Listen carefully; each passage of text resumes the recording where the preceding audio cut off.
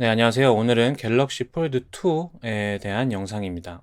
사실 갤럭시 폴드 2가 도착을 해서 뭐 설레는 마음으로 언박싱도 마쳤고, 그 영상을 좀 올릴까 생각도 하다가, 언박싱 영상은 좀 너무 많은 것 같기도 해서, 일단 패스를 했습니다. 그래서 대신 이번 영상은 폴드 구입 후기부터, 며칠간의 사용에 대한 감상을 좀 공유해 볼까 합니다. 일단 저는 모바일 스토어 매장에서 구매를 했고요. 디지털 플라자와 같은 혜택을 제공을 받았습니다. 아시다시피 그 디지털 플라자 사전 예약 혜택이 디스플레이 파손보험 30% 추가가 있고, 그리고 폴리머 케이스 증정이 있었죠. 근데 이게 문제가 제가 이 기기 자체 수령은 9월 15일 날 받았는데, 저 폴리머 케이스가 언제 올지를 알 수가 없습니다.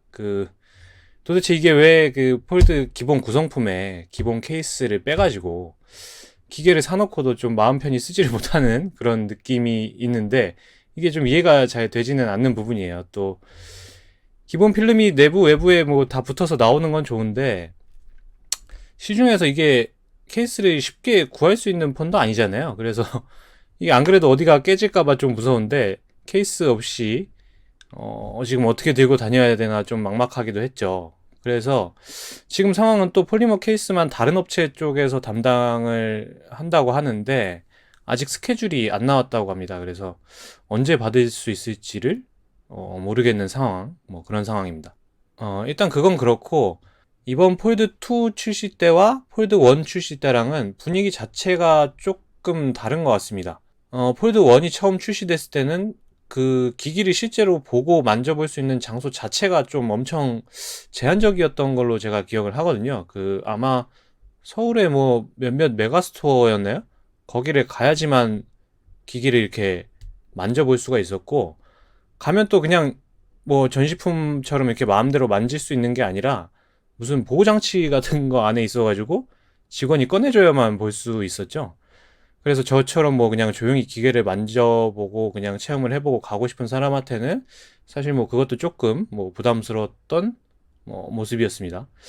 그리고 아마 사전 예약 기간에는 그 기기 자체를 아예 볼 수가 없었을 거예요. 그래서 사실 뭔가 되게 사고는 싶어도 구매 결정을 쉽사리 못한 뭐 그런 부분도 조금 있겠죠. 뭐 실물을 못 봤으니까. 이게 뭐 사실 한두 푼 하는 기계도 아니고, 실물을 보지도 않고 처음 시도되는 이 폴딩폰을 239만 원짜리를 그냥 산다? 뭐 이거는 조금 쉽지는 않겠죠. 예, 반면에 이번 폴드 2 출시 때는 꽤나 접근성이 많이 좋아졌습니다. 그래서 사전 예약 전에 각 디지털 프라자 매장에 그 체험용 기기들이 보급이 돼가지고 실물을 한번 이렇게 만져보고 이렇게 하기가 좀 수월해졌죠. 그리고 거기에다가 갤럭시 투고 서비스 대상으로 폴드 2가 또 추가가 되면서 아예 이제 갖고 체험해 볼 수 있는 그런 기회까지 제공을 했습니다. 물론 이제 뭐 투고 서비스가 일부 지역 대상이기는 했는데, 어쨌거나 기기 자체를 대여해 줬다는 게 뭐 저는 굉장히 파격적인 시도였다고 생각합니다. 이런 쉬운 접근성에 힘입어서 좀 많은 사람들이 이 좀 더 폴드라는 폼팩터에 대해서 알게 되고 느껴보게 함으로써 좀 구매욕을 일종의 뭐 뽐뿌질하는 그런 전략이 아니었나 생각을 합니다. 이런 시도들은 굉장히 긍정적이었던 반면에 이 제품 구성품은 정말 단촐해도 너무 단촐합니다. 이게 본체, 충전기, 충전선, 이어폰, 이게 끝이에요. 그리고 이 이어폰이 이 C타입을 탑재한 이어폰, AKG 이어폰인데, 뭐 그냥 이어폰이에요. 그냥 이어폰이고, 뭐 이렇게 음질은 그냥 뭐 어떻게 말씀을 드려야 될지 모르겠는데, 그냥 일반적인 구리다는 표현이 좀 더 맞을 것 같아요. 음질은 좀 별로고. 그리고 이게 폴드 1 때는 기본 케이스에 버즈까지 줬던 거를 좀 감안을 하면 참 구성품이 많이 간소화가 돼버린 것 같아요. 뭐 버즈까지는 사실 바라지도 않고, 이게 뭐 기본 케이스가 있어야 뭐 폰을 좀 들고 다닐 거잖아요.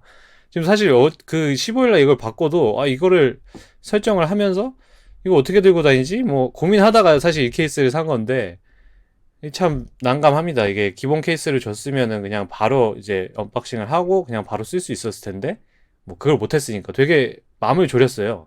이게 어디 뭐 기스라도 나지 않을까, 뭐 흠집이라도 나지 않을까 이런 걱정에 뭐 마음대로 잘 들고 다니지를 못했는데, 그리고 또 이게 그 정품 케이스들 지금 나온 거 보면 왜 이게 다 뒷판만 있는지를 모르겠어요. 그 가죽 케이스나 이게 지금 아라미드 스탠드 케이스인데 뭐 이런 정품 케이스들이 전부 뒷면만 있습니다.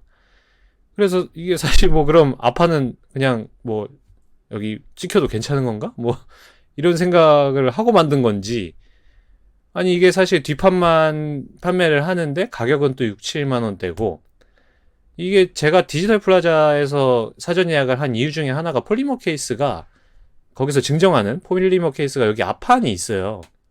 그래서 뭐 아직 수령은 못했는데 앞판이 있어서 이제 그 케이스를 좀 갖고 싶어가지고 디지털 플라자에서 예약을 한 측면도 있는데, 모르겠어요. 이게 왜 다 뒷판만 자꾸 만드는지. 폴드 원 때는 기본 케이스도 앞판은 있었잖아요. 이게 뭐 나중에 혹시 이 프론트 케이스 이러면서 뭐 한 3만 원에 따로 팔고 뭐 이러는 거는 뭐 설마 아니겠죠. 뭐 아닐 거라고 생각을 하고. 다만 이게 자꾸 뒷판만 있으니까 굉장히 이 앞면을 보호를 못 한다는 게 좀 불안합니다. 그래서 뭐 아까 말씀드렸던 것처럼 일단 폰은 사용을 해야 되니까 제가 이 뒷판이라도 보호를 해야 돼서 급한 마음에 이 아라미드 케이스를 이 근처에 있는 디지털 플라자에 가서 뭐 구매를 했습니다. 거기도 재고가 뭐 많이는 없는 것 같아요. 제가 전화를 해서 확인을 하고 이제 가서 산 건데 일부 재고가 있는 매장에서만 구매가 가능한 것 같습니다. 근데 또 이 케이스 자체는 또 되게 마음에 들어요. 일단 엄청 가볍고요. 이 재질이 굉장히 매트하고 보들보들한 재질이라서 이거 씌울 때 본체에 흠집도 별로 안 갈 것 같은 뭐 그런 느낌입니다. 뭐 싸구려 딱딱한 그런 하드, 그냥 딱딱한 뭐 그런 재질이 아니고 뭔가 좀 카본스러운 부드러움일까요? 뭐 그런 느낌이고, 뭐 정품답게 뭐 일체감이 굉장히 좋습니다. 뭐 제가 뭐 지문이 조금 묻어 있긴 한데 되게 부드러워요. 그리고 여기 이제 스탠드 케이스니까 스탠드가 달려 있어서 요걸 이제 빼고 이런 식으로 이제 빠지거든요.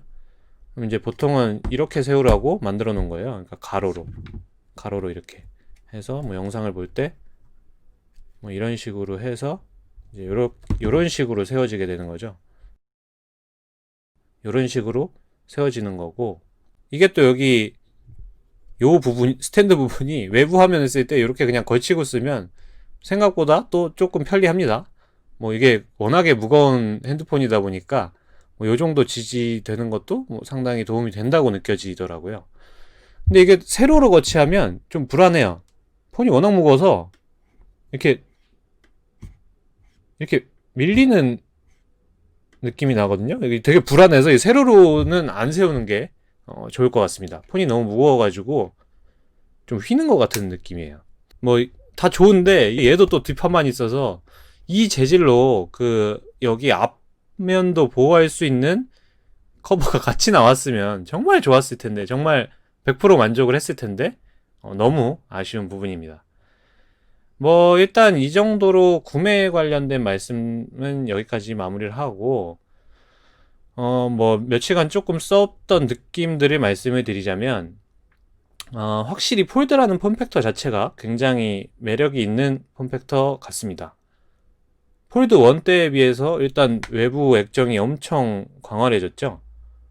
그래서 진짜 이게 그냥 외부 화면만으로도 웬만한 기능들은 다 쓸 수가 있고 굉장히 편리합니다. 이게 뭐 인터넷 같은 거 하는데도 뭐 전혀 무리가 없어서 기사를 읽거나 뭐 메신저를 하거나 뭐 이런 것들이 다 무리가 없습니다. 무리 없이 되고, 그리고 이 제가 지금 구매한 색상은 무광 브론즈인데 이게 정말 색상이 예쁘게 잘 뽑은 것 같아요. 이게 지금 뭐 케이스를 씌워놓긴 했는데 아마 그 디지털 프라자 매장을 가시거나 뭐 이 전시된 제품들을 보시면 무광 브론즈가 진짜 예쁘게 잘 뽑힌 것 같아요. 색상을 정말 잘 뽑은 것 같고, 뭐 내부 액정은 말할 것도 없이 좋습니다. 완전 뭐 광활한 화면이고 너무 좋아요. 뭐 120Hz의 화면으로 굉장히 부드럽고, 근데 확실히 이게 무게는 무겁습니다. 굉장히 무겁죠. 이게 지금 280g인데 뭐 아이폰 맥스 정도 쓰시던 분들이면 조금 뭐 덜 무겁게 느껴질 수도 있겠습니다만 기본적으로 절대적인 무게가 무겁고, 일반 폰 사용하시던 분들이면 그냥 들고 있는 것 자체가 좀 무겁게 느껴지더라고요. 그래도 이게 접었을 때는 이 좌우가 좀 짧아서 이 일반 폰보다는 짧아요. 그래서 이게 그립감은 되게 좋았던 것 같아요. 그리고 태블릿을 접어서 들고 다닌다고 생각을 하면 또 납득이 될 만한 무게이기도 합니다. 가운데 주름은 있습니다. 뭐 여기 화면에서도 영상에서도 아마 보이실 텐데 대부분 사용자분들은 이게 크게 신경 쓰이시지는 않는다고 하는데 저도 그냥 볼 때는 딱히 거슬리지는 않아요. 뭐 화면에 콘텐츠에 집중을 하다 보면 사실 뭐 주름이 있었나 싶을 정도로 잘 보이지는 않아요. 근데 뭐 당연히 이렇게 보면 보이죠. 이게 접히는 부분이다 보니까.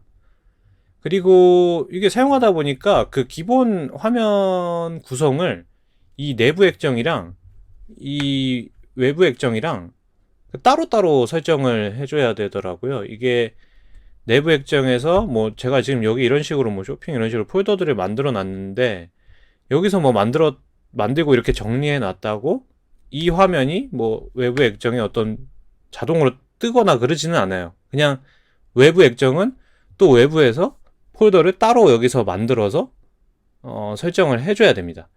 이게 편리한 건지 뭐 불편한 건지 뭐 의도가 있는 건지는 잘 모르겠는데 뭐 처음에 조금 당황을 했어요. 여기 내부 액정에서 설정을 했는데 뭐지 하고서 이제 외부를 봤는데 외부는 또 따로 아예 해야 되더라고요. 그래서 뭐 은근히 조금 귀찮았던 부분 중에 하나기도 합니다. 다음은 뭐 힌지. 요 힌지의 얘기를 좀 하자면 뭐 아시다시피 프리스탑이라서 뭐 다 이렇게 각도들을 자유롭게 조절을 해서 쓸 수가 있고요. 저는 이게 개인적으로는 1세대보다는 훨씬 편한 것 같고 다만 이게 여닫을 때 살짝 뭔가 소리가 납니다. 이게 아마 힌지 청소솔 소리인 것 같은데 이렇게 해서 방금도 약간 났죠?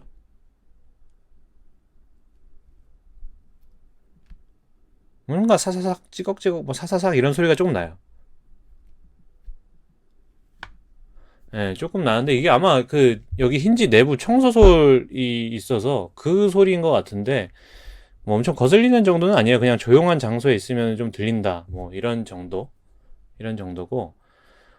그리고 뭐 잠금 해제 관련돼서 얘기를 해보자면 얼굴 인식이 굉장히 빠르게 잘 되고 추가로 등록도 가능한 것 같습니다. 이게 얼굴 인식을 이렇게 딱 키면 바로 풀리죠.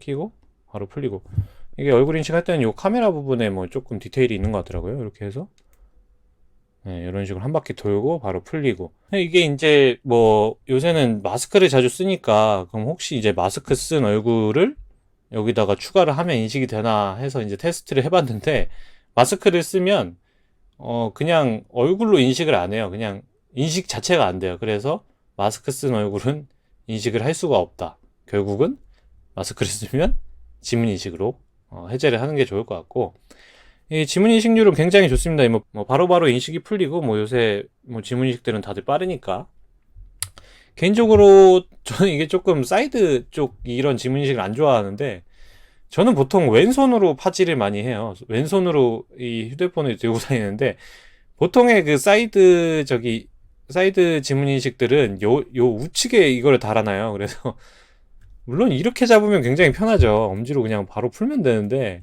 저는 이쪽에 보통 들고 있어서 요 검지를 이제 인식을 시켜줘야 돼요. 그래서 인식은 잘 되는데 이게 가끔 이렇게 안 돼요. 잘 제가 손에 뭐 땀도 좀 많고 한 편이긴 한데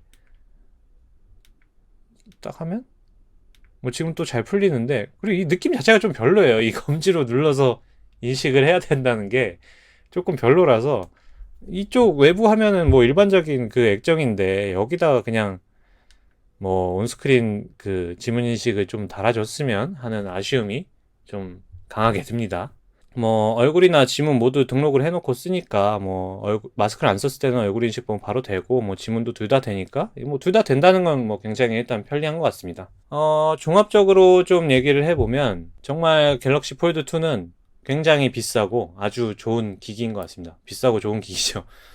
뭐 요새 코로나로 뭐 언택트에 뭐 재택근무다 뭐 여러 가지 이유로 이제 이 휴대폰으로 좀 많이 뭔가를 해야 되고 자료를 보고 뭔가를 해야 될 것들이 많아지는데 뭐 급할 때 자료 볼 때는 거의 최강입니다. 이게 화면이 뭐 워낙 크다 보니까 당연히 성능이나 뭐 하나 딸리는 거는 없습니다. 뭐 카메라 스펙도 저처럼 일반적인 용도를 쓰는 사람에게는 뭐 더 크게 뭐 많이 바랄 점은 없고, 스피커도 굉장히 빵빵하고, 다만 이제 또 용량이 256기가로 제한된 주제에 이제 SD 카드 슬롯도 없죠. 이거는 진짜 좀 아쉬운 것 같아요. 보통 뭐 영상 촬영이나 이런 거 많이 해서 사진이 많거나 하면 이제 용량이 정말 금방 차는데, 뭐 물론 클라우드 써서 하면 되죠. 근데 256기가로 그냥 하나만 단일 용량으로 출시를 했다는 게 정말 아쉽죠. 거의 뭐 이 정도면 삼성에서 의도적으로 뭐 하나씩 빼고 제품을 출시하는 게 아닌가 싶습니다. 일단 1세대 때는 외부 화면을 작게 만들었고, 2세대 때는 용량 제한을 걸어서 뭐 다음 세대를 또 사고 싶게 만드는 일종의 뭐 전략이 아닐까 하는 뭐 뻘 생각도 한번 해봅니다. 뭐 어쨌거나 폴드 2 자체는 정말 잘 만들어진 기기인 것 같고요. 새로운 경험을 해보고 싶으신 분들에게 추천드리고 싶은 기기입니다. 이상으로 간략한 폴드2 구매와 사용에 대한 감상을 마치고요. 다음번엔 또 다른 영상으로 찾아뵙도록 하겠습니다.